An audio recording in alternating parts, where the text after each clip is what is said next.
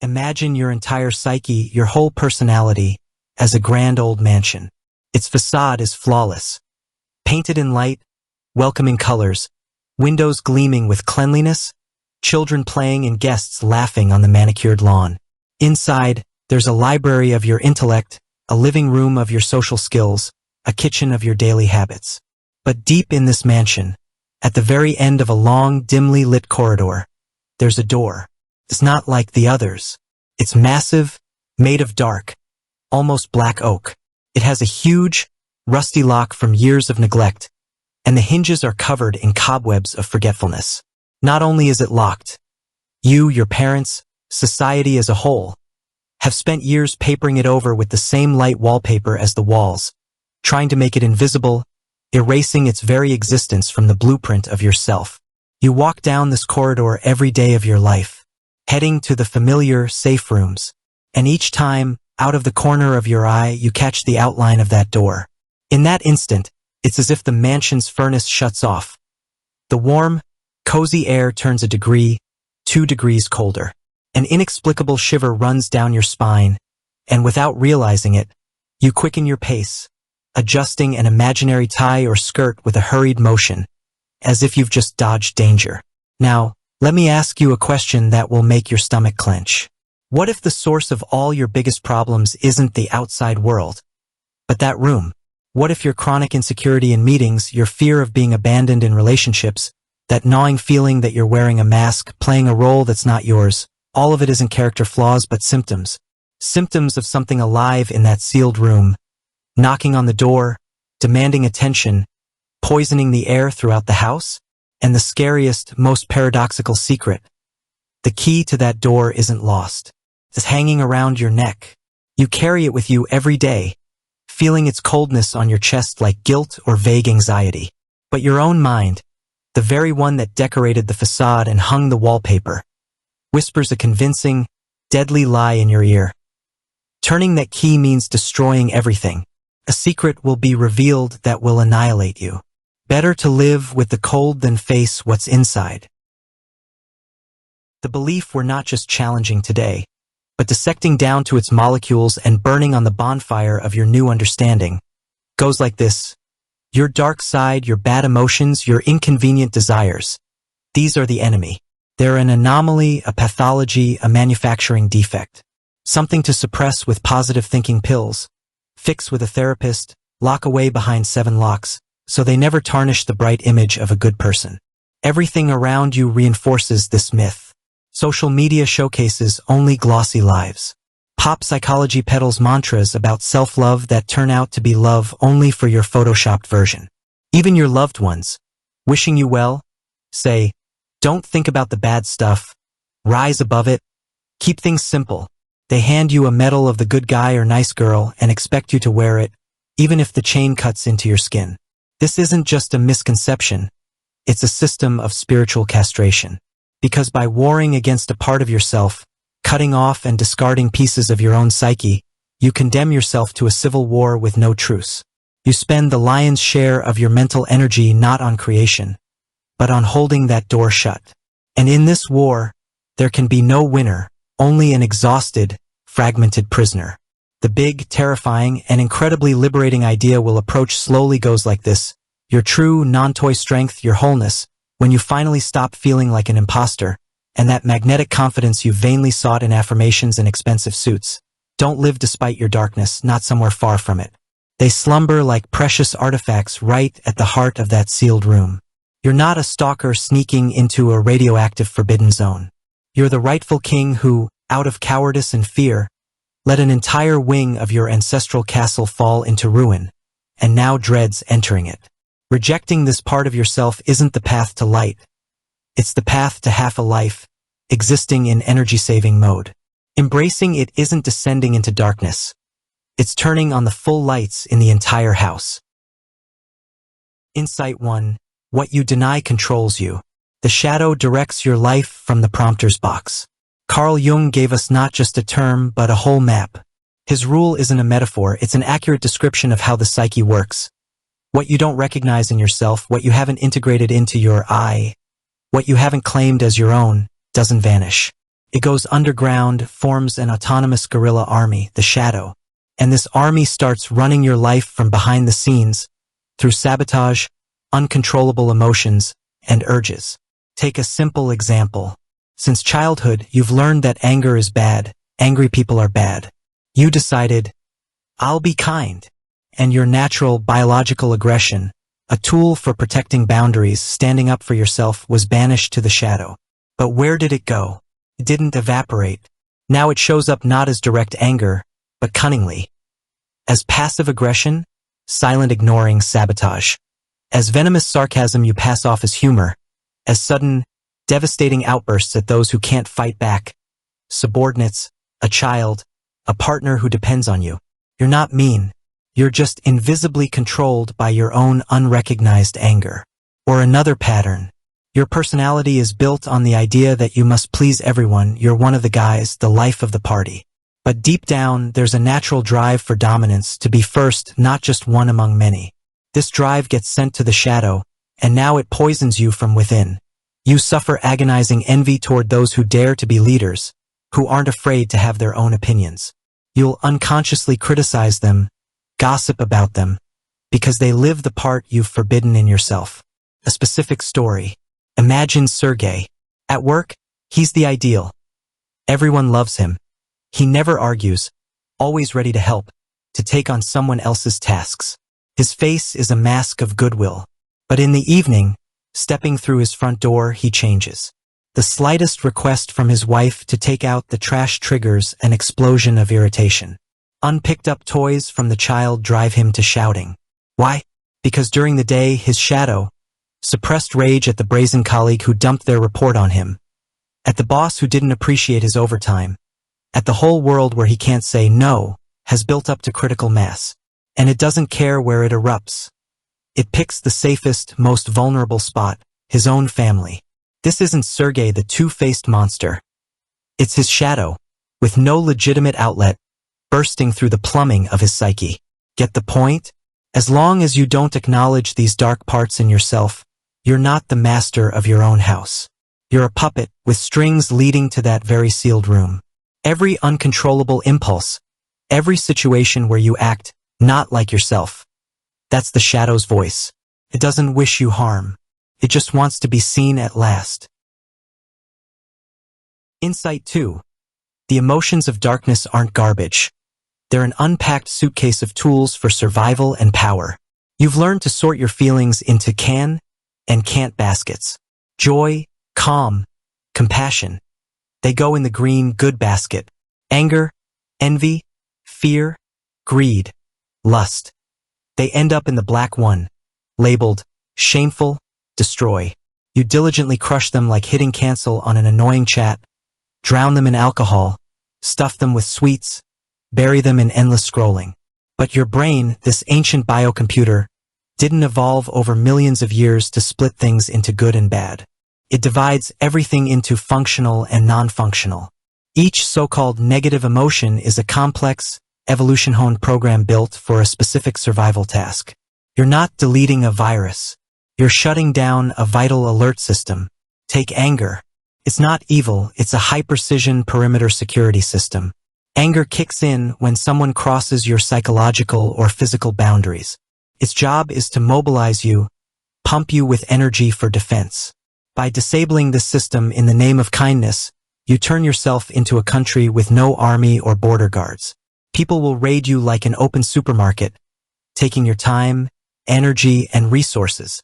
You'll smile and say thanks, while a toxic swamp of unexpressed rage builds up inside. Now consider envy. It's not the disgusting feeling of a subhuman. It's a super accurate GPS navigator for your true, often hidden desires. Envy is the best free therapist around. You don't envy the person. You envy the quality they embody. Your envy of a confident colleague screams, "You want confidence." Of a travel blogger, you crave freedom and adventure. Instead of shaming it, you can decode it for a clear roadmap to your own growth. Mini story. Anya watches her friend quit a hated job and open a small bakery. A familiar, nasty feeling bubbles up inside her. Envy. Her old habit whispers, "How petty," I should be happy for her. So Anya squashes it, slaps on a smile, and heads over to order a cake. But what if she paused and asked, what am I really envious of? The answer, not the bakery, but courage. Courage to change life, take risks, embrace inner freedom. Envy highlighted her deepest pain, the cage of a safe but dead-end career. It was the key, but she tossed it out. Your darkness is concentrated, high-octane psychic energy.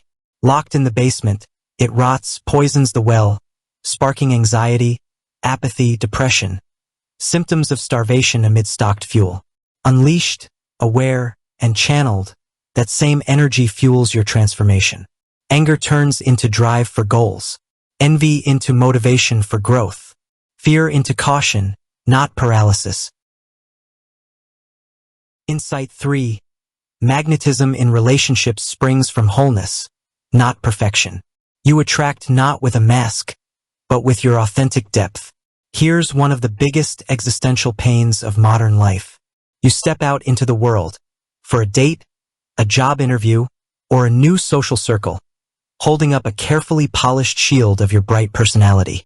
Smiling, successful, non-confrontational, with the right hobbies and views.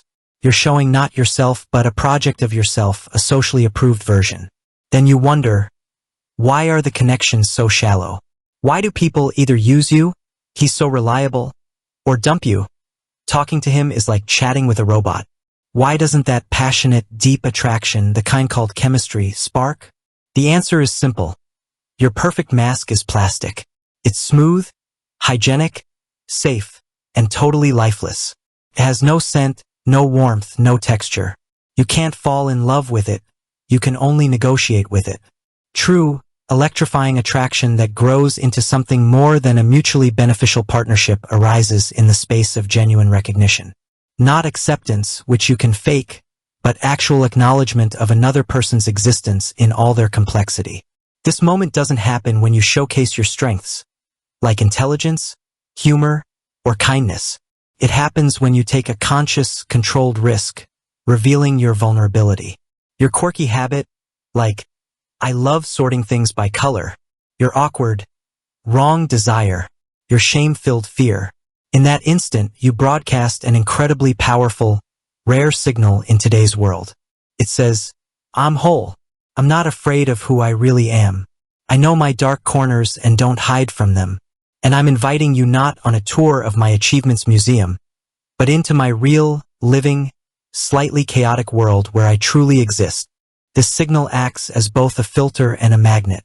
It scares off and repels those living in their own shells, who seek not a person, but a functional add-on to their life.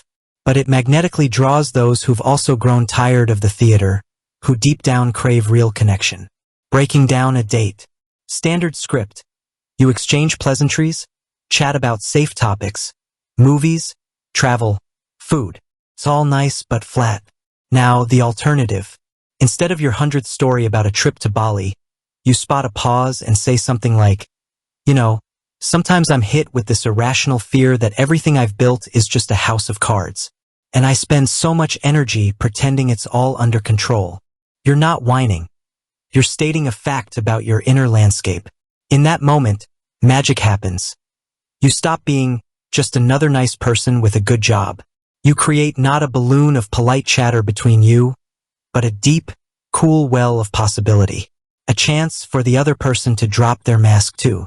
That's how real, anti-fragile closeness is born. Insight 4. The nonverbal language of the shadow is the key to real communication. You think your communication problems stem from not phrasing thoughts well or using the wrong words. That's an illusion. The real root goes deeper. It's the inability to hear and see what's happening beyond the words, in the space between the lines, in the microtensions of muscles, in a fleeting glance.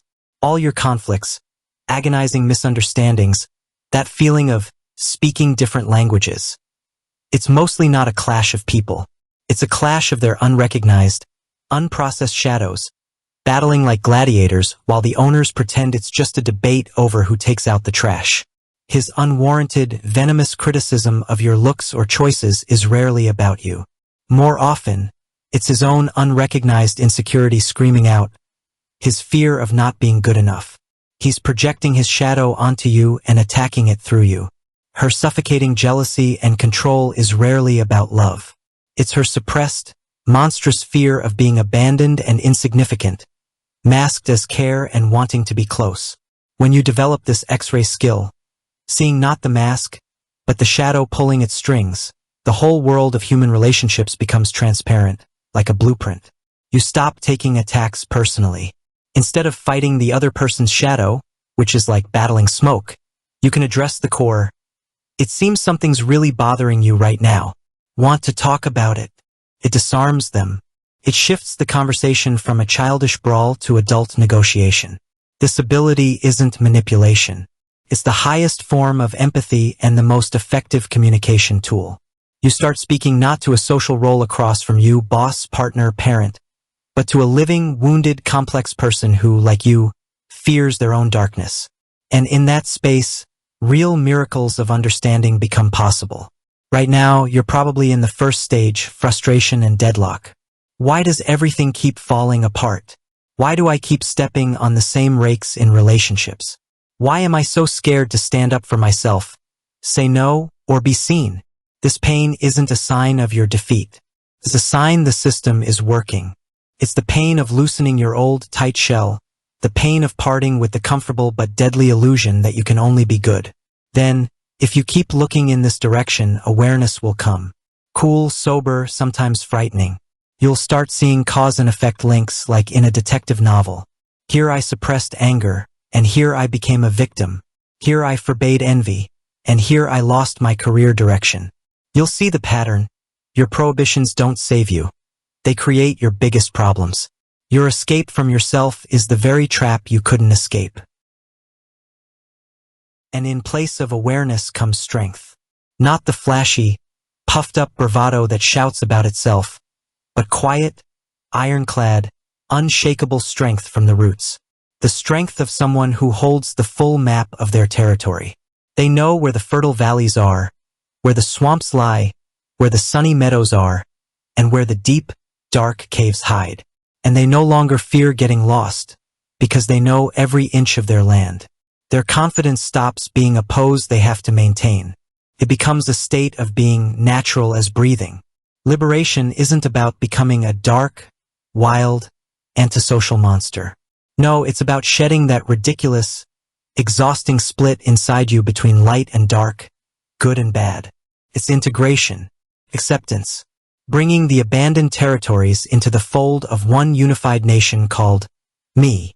When the inner conflict vanishes, a massive amount of energy is freed up, the energy that used to fuel a civil war. And now that energy can flow into creativity, deep relationships, and bold life moves. The inner call to action I'm throwing your way sounds simple yet incredibly tough at the same time. Today, when you're alone in the quiet, ask yourself not some vague question, but one that's concrete, almost physically tangible. What one most terrifying part of myself am I running from the most? What emotion, what desire, what trait of my character do I find the most horrible, unacceptable, shameful in myself? Is it anger, envy, the need for attention, the urge to control, laziness, fear? Don't try to fix it right away. Turn it into love or let it go. The first step is just to acknowledge its existence. Allow it to be. Think of it like a forgotten relative living in that wing of the house. Look at this part not as a monster that wants to devour you, but as a fierce yet loyal guardian protecting some of your own abandoned treasures, some untapped reserves of strength. Start with micro-practices, the safest ones. Next time you feel irritation, don't instantly turn it into a sweet smile. Hold it inside for a second. Just recognize, I'm irritated right now. When you catch yourself feeling envious, don't berate yourself. Ask that envy, what exactly are you trying to show me? What desire of mine are you pointing to? This isn't indulgence. It's exploration. This process isn't a descent into hell or some spiritual extreme. It's assembly, the most important assembly of your life. You're piecing together the puzzle of yourself, bit by bit, with the scariest, most unassuming, most shameful pieces at first glance. It's from these that the complete, three-dimensional living picture emerges, not from just the bright pieces. And there will come a moment. It might arrive in a week, a month, or a year of deep work, when you suddenly realize you have nothing left to hide, even from yourself. The outside world, with its judgments, threats of rejection or disapproval, loses its old magical power over you. Because the scariest meeting, the full encounter with yourself, has already happened, and you've survived it. What's more, you've gained an ally in it. Your confidence is no longer a flimsy shield. It's a state of being. You stand on your land. All of your land. You are not a beam of light warring with darkness. You are the whole sky, holding sunrise, midday, storm, and the deepest starry night with absolute calm.